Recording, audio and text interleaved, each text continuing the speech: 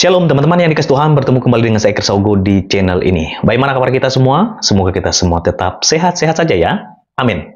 Ya, secara khusus hari ini saya akan memberikan review saya terhadap film dokumenter yang baru dirilis kemarin ya.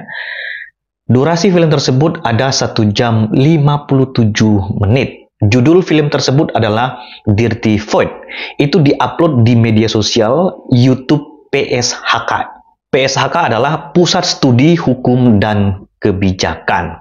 Jadi ada 3 narasumber, mereka adalah ahli hukum tata negara dan mereka memaparkan di dalam film tersebut terkait dengan hasil penelitian dan apa yang mereka sudah dapatkan terkait dengan pemilu ini. Itulah sebabnya dalam video ini saya akan ajak kita untuk melihat review yang saya buat dari film yang saya sudah tonton dari awal sampai akhir.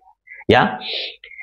Seperti yang saya katakan tadi, narasumbernya ada 3 ya, Pak Zainal Arifin, dan juga Ibu Bivitri Susanti, dan juga Pak Ferry Amsari. Mereka bertiga ini adalah ahli hukum tata negara sebagai akademisi yang mengajar di universitas yang ternama di Indonesia. Ya, seperti apa yang Anda lihat di slide ya. Setidaknya saya menulis ada 6 poin yang saya temukan di dalam film tersebut ya. Yang pertama, mereka mengkritisi terkait dengan apa yang disampaikan oleh Pak Jokowi karena dari awal berbeda tetapi di akhir kok jadi begini. Ya, mereka mengkritisi itu.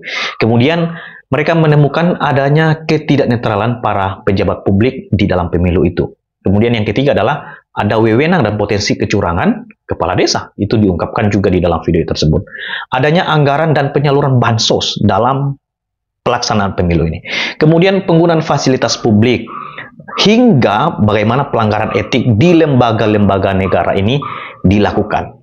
Jadi mereka mengkritisi 6 poin yang sudah saya catat ini, dan yang paling keras benturannya adalah mengenai pelanggaran etik di lembaga-lembaga negara seperti MK, juga KPU, dan juga Bawaslu. Ini kenapa ya? Ini pasti terkait dengan pencalonan anak presiden Mas Gibran Rakabuming Raka sebagai wakil presidennya Pak Prabowo. Namun teman-teman, setelah saya dengar dengan seksama dan saya kritisi dari durasi film 1 jam 57 menit, hujanan bahkan kritik yang sangat tajam terhadap kepemimpinan Jokowi dan juga paslon 02 itu sangat-sangat keras. Ada sedikit sih menyinggung juga paslon 03, tetapi tidak begitu tajam dan tidak begitu banyak. Dan lucunya justru paslon 01 tidak muncul isu yang dimunculkan. Dan saya awalnya mencurigai itu, ya. Tapi saya hargai apresiasi dari ketiga narasumber ini karena mereka adalah orang akademisi. Nah, kita lanjut ya. Dari apa yang saya lihat di dalam video tersebut, mereka membuat pernyataan yang sangat tajam terhadap pemerintah. Misalnya, Dr. Zainal mengatakan, putusan ini baunya anyir dan memperlihatkan betapa palu hakim sebenarnya patah berkeping-keping. Ini tentu terkait dengan ketika Mas Gibran akhirnya diloloskan bisa maju menjadi cawapresnya 02, dan itu disampaikan oleh Zainal, putusan itu baunya anyir ya. Dan itulah sebabnya kalau teman-teman menyaksikan film tersebut, di akhir mereka memberikan konklusi, kesimpulan sekaligus pesan yang sangat tajam terhadap pemerintah. Misalnya dari Dr. Zainal, dia katakan persaingan politik dan perebutan kekuasaan, desain kecurangan yang sudah disusun bareng-bareng ini akhirnya jatuh ke tangan satu pihak, yakni pihak yang sedang memegang kunci kekuasaan, di mana dia dapat menggerakkan aparatur dan anggaran. Ini tentu kepada pemerintah pusat, ya. Kemudian dari Ferry Amsari juga tidak kalah tajam. Semua rencana ini tidak didesain dalam satu malam, juga tidak didesain sendirian. Sebagian besar rencana kecurangan yang terstruktur, sistematis, dan masif untuk mengakali pemilu ini sebenarnya sudah disusun bersama-sama pihak lain. Mereka adalah kekuatan yang selama 10 tahun berakhir berkuasa ini. Jadi ini tajam sekali teman-teman. Jadi mereka menganggap bahwa Kecurangan dalam pemilu itu sudah terstruktur, sistematif, dan masif, ya. Itu kata Ferry Amsari. Tidak kalah tajam juga dari B. Fitri Susanti mengatakan, untuk menyusun dan menjalankan skenario kotor seperti ini tak perlu kepintaran atau kecerdasan, yang diperlukan cuma dua: mental culas dan tahan malu.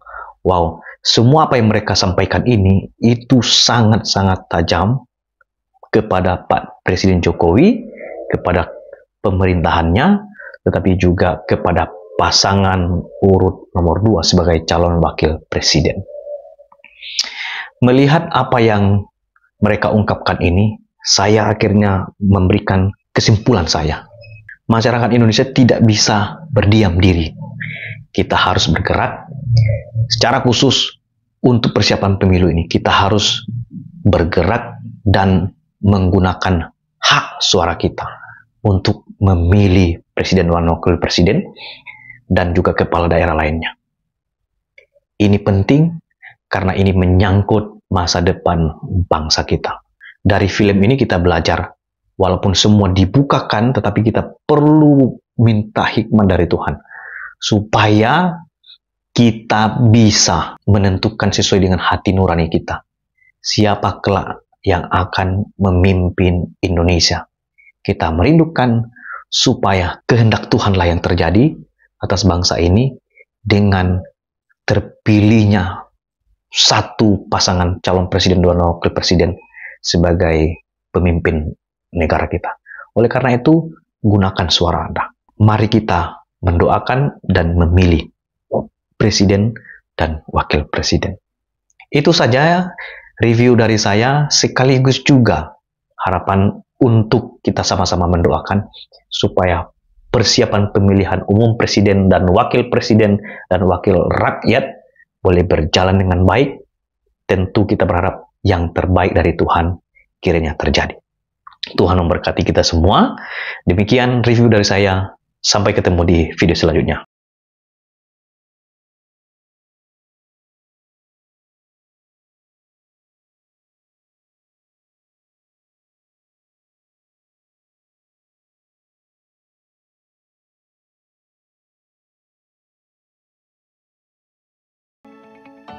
Familiar.